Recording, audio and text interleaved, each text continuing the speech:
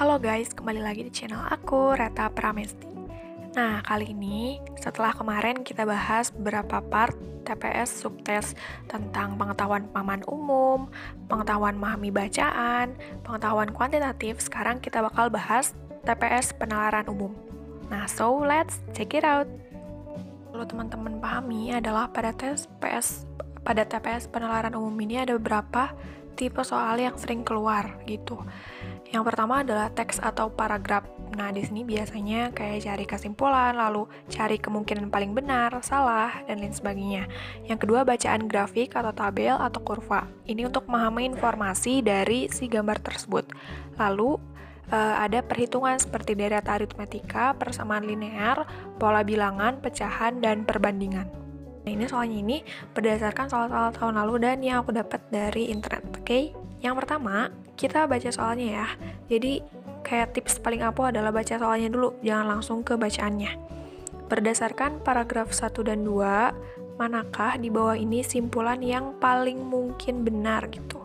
Nah, kalau misalnya ada soal kayak gini, berarti kita harus fokus ke yang ditanyain ya, berarti simpulan yang paling mungkin benar, dan lihat langsung ke paragraf 1 dan 2. Nah, terus kita baca skimming. Baca skimming tuh gimana? Baca cepet gitu. Nah, coba kita baca. Virus corona telah menjangkit lebih dari 1,2 juta jiwa dan membunuh lebih dari 70.000 orang. Nah, berarti ini kayak ada ancaman gitu ya. Pertama kali ditemukan di Wuhan, Tiongkok pada akhir 2019 lalu, virus corona kini telah menyebar ke 208 negara. Coba kita highlight yang penting-pentingnya. Untuk mencegah penularan COVID, berbagai negara kemudian memberlakukan karantina. Nah, dalam berbagai wujud dan tingkatan di Asia Pasifik, negara seperti Tiongkok, India, Singapura, Taiwan melarang kedatangan warga asing. Berarti ada larangan. Negara-negara Eropa pun melakukan lockdown untuk melindungi warga mereka. Nah, ini datanya. Jadi kayak di paragraf 1 lebih menjelaskan mengenai perkenalan ancaman corona gitu. Nah, lalu kebijakan mengunci perbatasan bagi penumpang diambil hanya dengan pertimbangan kepentingan dalam negeri.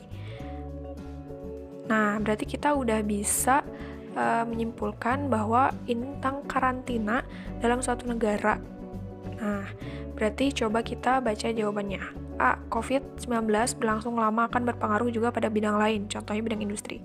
Nggak ada hubungannya ya, maksudnya nggak ada yang merujuk ke bidang industri kayak belum dijelasin, berarti enggak. Yang B, kebijakan mengurangi virus adalah dengan cara karantina agar tidak menambah korban gitu. Nah, ini bener dong, karena tadi di paragraf 1 atau 2 itu ada yang nyinggung tentang corona. Berarti jawabannya adalah yang B. Oke, kita langsung masuk ke soal yang nomor 2. Berdasarkan paragraf 5, manakah pernyataan di bawah ini yang salah? Nah, kalau tadi tanyain yang benar, sekarang yang salah. Berarti kita harus ke paragraf 5. Nah, langsung ya ke paragraf 5. Berarti ini 1, 2, 3, 4, 5. Nah, ini. Dengan seruan untuk tinggal di rumah, pariwisata global praktis lumpuh. World Travel Tourism Council (WTTC) memperkirakan sektor pariwisata akan mengalami penyusutan hingga 25% akibat pandemi COVID pada tahun 2020. Wabah ini menghadirkan ancaman serius terhadap industri pariwisata. Nah, berarti yang harus kita highlight di sini adalah mengenai seruan untuk tinggal di rumah dan terhadap industri pariwisata gitu. Kita langsung ke jawabannya. A. Kelumpuhan pariwisata global. Benar dong. Karena tadi banyak yang nyinggung di pariwisatanya, berarti benar. Penyusutan sektor pariwisata, benar. Tadi ada nih tulisan 25%. Pekerja di sektor tourism akan kehilangan pekerjaan, benar. COVID-19 jadi ancaman serius hanya bagi sektor industri pariwisata. Nah, ini perlu dipertanyakan gitu. Apakah emang hanya? Padahal enggak dong. Secara global kan, enggak hanya pariwisata aja. Seruan kepada masyarakat, ini juga benar. Berarti kita harus fokus di paragraf 5, tadi ngejelasin dua hal itu, berarti yang D. Udah kebayangkan nomor 1 dan 2, cari yang benar atau cari yang salah. Berdasarkan grafik, manakah pernyataan yang salah? Nah, ini pernyataan yang salah juga ya. Cuma kita fokusnya ke grafiknya, berarti coba kita lihat lebih dekat dan lebih besar ya, kita zoom nih. Nah, langsung aja ke jawabannya gitu. Jadi jangan banyak mikir, langsung ke jawabannya. Jumlah kasus COVID-19 di Austria memiliki kemungkinan bertambah. Nah, ini kan selalu bertambah nih kan, 2, 4, 6, 8 gitu, ini rentangnya. Berarti kemungkinan bener dong. Nih, Austria awalnya 800, ya pasti benar akan meningkat gitu. Berarti ini benar. Terus yang B, kasus terbanyak COVID saat Eropa menerapkan lockdown ditemukan di Italia. Nah, ini yang paling banyak Italia, benar ya. Berarti yang B juga benar. Selisih jumlah kasus antara negara Belanda dan Norwegia lebih banyak dibandingkan selisih kasus antara negara Australia dan Denmark. Nah, ini harus dihitung gitu. Jadi, kalau misalnya di soal kayak gini, fokus perhatikan grafik dan siap berhitung. Coba kita hitung. Berarti kan tadi Belanda dan Norwegia itu lebih banyak nggak sih dibandingkan Australia dan Denmark? Nah, ternyata jawabannya salah gitu. Karena apa? Selisihnya itu Belanda. Nih, kita lihat Belanda ini kan 959 dikurangi Norwegia 489, berarti 470. Terus Austrianya mana?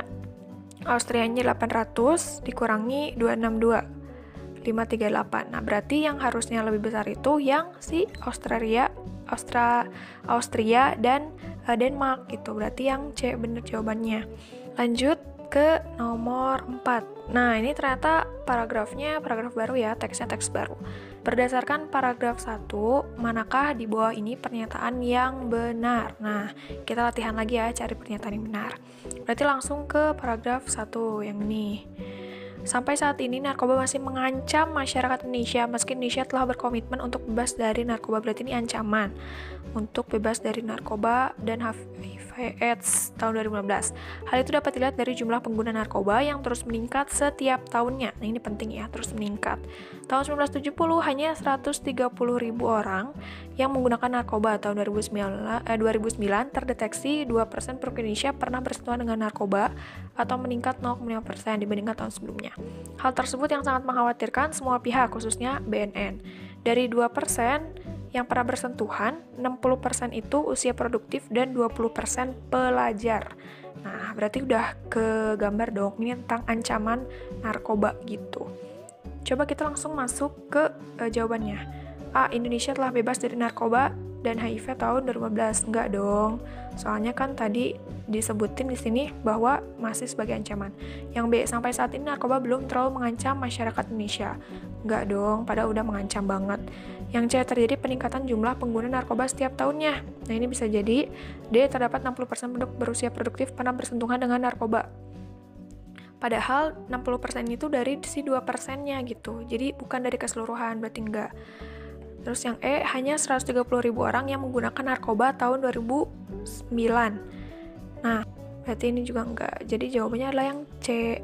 Oke, gampang kan? Kita lanjut. Ini teksnya masih sama. Berdasarkan paragraf 2, apabila dalam perkembangannya pengguna narkoba sudah merambah para remaja dan masyarakat kelas menengah ke bawah, manakah simpulan yang paling mungkin benar? Kita langsung aja masuk ke paragraf 2 yang ini. Awalnya pengguna narkoba adalah orang dewasa, usianya 25 tahun dari kalangan atas ekonomi menengah ke atas. Dalam perkembangannya pengguna narkoba sudah merambah para remaja, ini benar ya sesuai soal, dan masyarakat kelas menengah ke bawah. Bahkan gelandangan pun ada yang kecanduan narkoba. Nah, keadaan tersebut sungguh sangat ironis. Kondisi pengguna narkoba Indonesia tahun 2009-2007 dipaparkan sebagai berikut. Nah, coba kita baca optionnya. Narkoba sudah merambah ke diskotik dan tempat hiburan mahal. Padahal di paragraf 2-nya itu dijelasin bahwa sudah merambah para remaja nih dan masyarakat kelas menengah ke bawah gitu. Jadi ini nggak cocok ya yang A. Terus yang B, narkoba merambah ke lingkungan perumahan elit, enggak. C, lingkungan perkampungan. Nah, ini bisa jadi benar gitu. Yang D, rumah sakit, enggak. Yang E, merambah ke sekolah dasar swasta, enggak. Berarti jawaban yang C.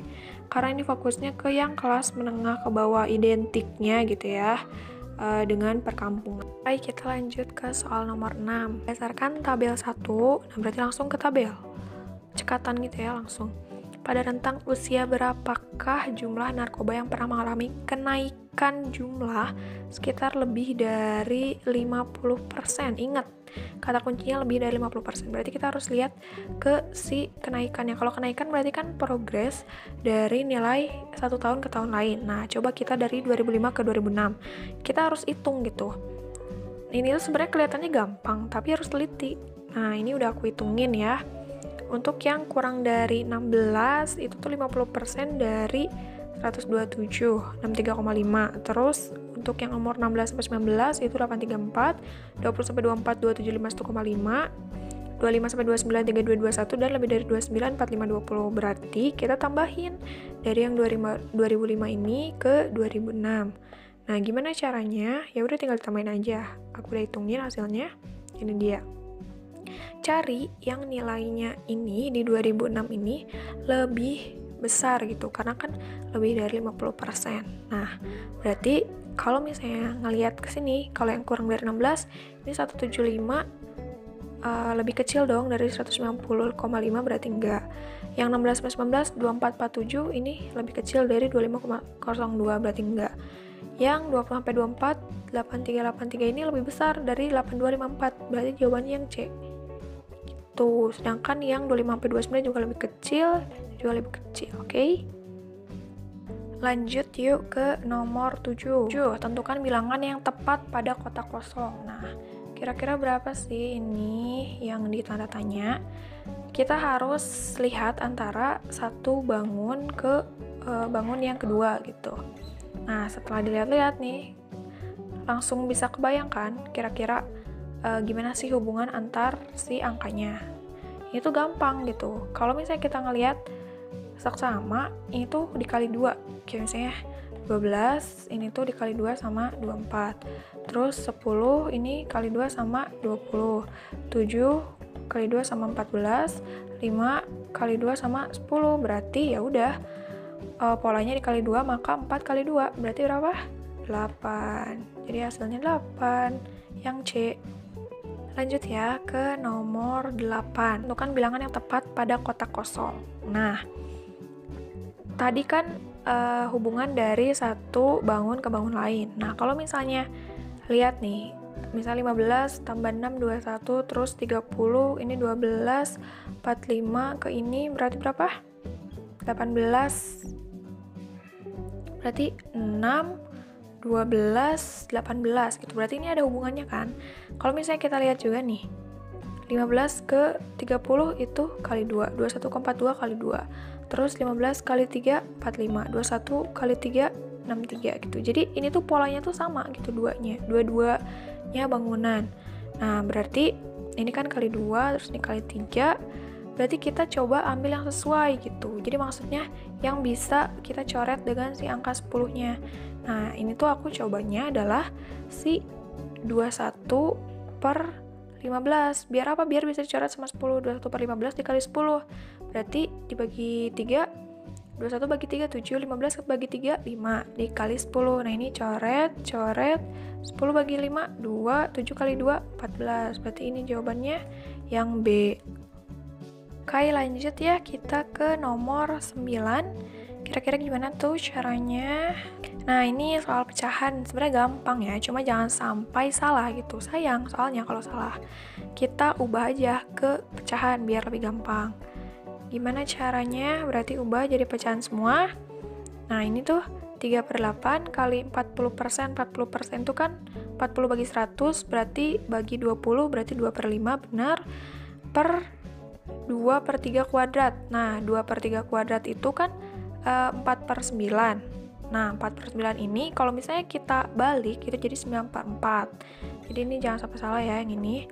Terus dikali akar 0,25. Nah, 0,25 itu kan 0,25 pangkat 1/2.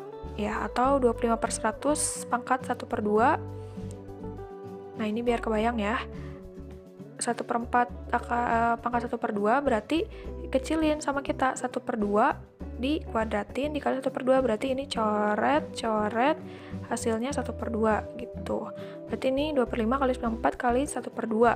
Jadi hasilnya ya udah kita coret ini tinggal dikali 3 kali 9 27 bagi 5 kali 4 20 28 160. Berarti hasilnya kalau misalnya dihitung 0,15. Baik, kita lanjut ke nomor 10. Gimana ya? 1 kali 2 ditambah 1/2 kali 3. Nah, kita harus samain aja dulu penyebutnya. Dikali dulu aja gitu ya. Gimana tuh? Kalikan dan samakan penyebut. Nah, ini berarti kan 1/2 ditambah 1/6 tambah 1/12 tambah 1/20. Terus kita samain penyebutnya. Nah, cari FVB-nya. Berarti berapa?